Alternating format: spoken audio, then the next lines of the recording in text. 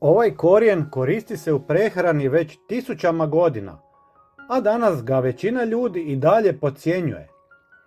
Za nekoliko trenutaka pokazat ću vam zašto. Riječ je o svježem džumbiru.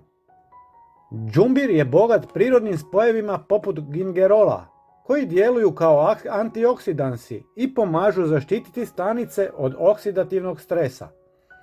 Upravo zbog toga jedan je od najcjenjenijih korijena u svijetu prirodne prehrane.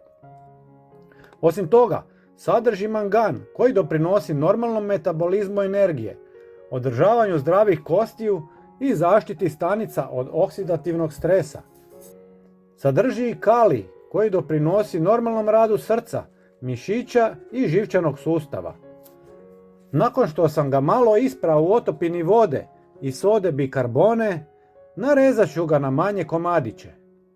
Džumbir se tradicionalno koristi kao dio prehrane za potporu normalnoj probavi. Mnogi ga rado konzumiraju nakon obroka jer pruža osjećaj ugode u želucu i dobro se uklapa u svakodnevnu prehranu. Njegovi prirodni biljni spojevi daju mu prepoznatljivu aromu i ljutinu, a upravo su oni razlog zašto je džumbir već stoljećima jedna od najpoznatijih namirnica u različitim kulturama. Prije nego vam pokažem kako ga pripremiti, napišite mi u komentarima koristite li svježi džumbir redovito ili ga gotovo nikada ne kupujete. Narezane komade stavite u šalicu i prelijte ga sa oko 250 ml vruće vode. Ostavite da odstoji 20 minuta. Zatim dodajte nekoliko kapi svježeg limunovog soka.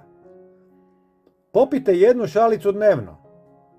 Pozdrav i vidimo se u sljedećem videu.